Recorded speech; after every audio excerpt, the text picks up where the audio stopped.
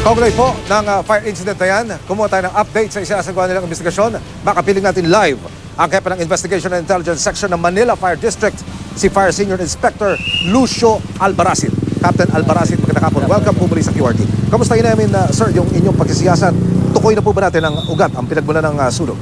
Sa ngayon na ongoing pa rin yung investigation natin, pero may mga initial na mga information na tayo na kinukuha natin sa mga nakasaksi at saka yung nakaligtas mismo doon sa nangyari yung isang unit ng 10-story na tower. Sa initial na pagsisiyasan, Kapitan, ano ang lumilitaw na posibleng ugat o pinagmulan? Sa initial na investigasyon na may nakita tayong posibleng electrical nga, pero kasalukuyan pa rin tayong kumukuha ng mga ebidensya ng mga pasuri natin sa ating arson laboratory ng National Office ng Bureau of Fire Protection natin. Kapitan, ayon doon sa mga residente, may katagalan na po pala yung gusali na yan. So, you know ba, yung linya ng kuryente, posibleng luma na rin, hindi na palitan?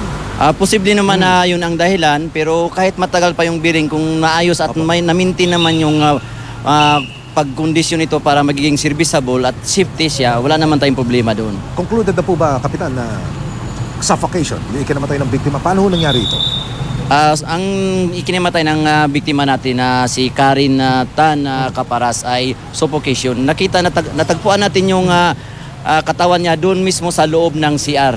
Ang posisyon na doon, nakataob ang katawan niya, nakasubsob yung mukha in between sa isang malaking timba at sa yung bowl natin. Opo. Nung dumating ang Bureau of Fire Protection, isama na natin yung mga kapatid nating fire volunteers. Wala na ho ba talagang chance na siya mai-rescue mula ho doon sa kanya kinilalagyan? Nang dumating yung mga firefighters natin na including yung mga fire volunteers at saka mga firemen natin ng Bureau of Fire, kasalukuyan pa kasi yung sumisiklab yung apoy sa may harapan mismo ng pinto ng entrance. Opo. Kasi pagpasok mo ng pinto, may tatlo pang pinto sa loob.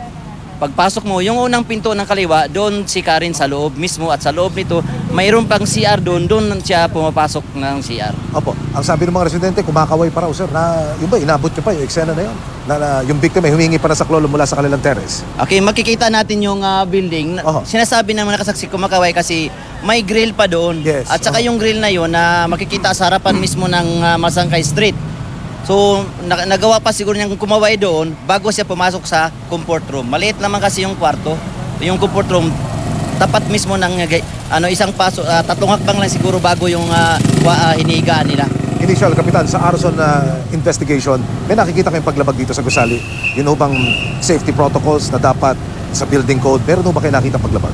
Sa ngayon, sinusuroy pa natin yung mga lapses. Pinapatawag pa natin yung building administrator or yung president ng homeowners at saka yung maintenance ng buong building. So kasalukuyan pa tayong nagkakandak ng mga interrogation, question and answer at saka ocular inspection sa nasabing building. Yung fire exit, Kapitan, nakita ka ba doon sa 9th floor ho ba? Tama?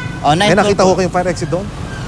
Ito kasi yung sitwasyon ng pangyayari. Pagpasok mo sa isang unit ng 9A, yun po ang fire scene natin, 9th floor A building, room.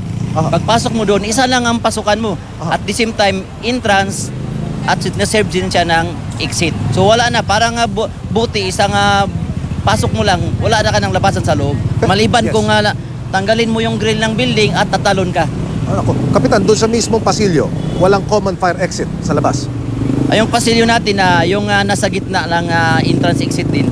Mayroon tayong secondary exit pero katakot-takot naman kasi titingnan kung makita nyo yung yung handrail lang siya pero wala siyang safety between sa pagbaba mo. Sa kasamang palad, Kapitan, lately, mababa ang mga alarma ho ng mga fire incidents natin pero kalimat kanan ho, may namamatay, may casualties, sir. Sa ngayon nasa dito sa Manila Fire Area, yung fire alarm natin mababa nga lang pero sad to see na may mga casualty po tayo. Structural integrity ng building, sir, nakabalik na ho ba karamihan, lahat ng mga tenants ng building na ito? Nakabalik naman yung mga tenants natin, maliban na lang yung pinipreserve natin yung fire scene doon sa room, yung unit mismo na nagkasunog kasi ongoing pa yung investigation natin, ipe-preserve muna natin yung fire scene. Katulad po ng inyong nabanggit, namumuro yung posibleng problema sa kuryente ang pinagmulan na sunog.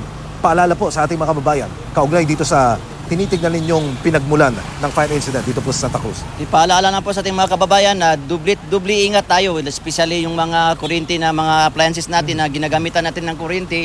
Bago tayo aalis, bago tayo matulog, kailangan i-check natin ng maigi na ito ba'y safety. At saka expect the unexpected.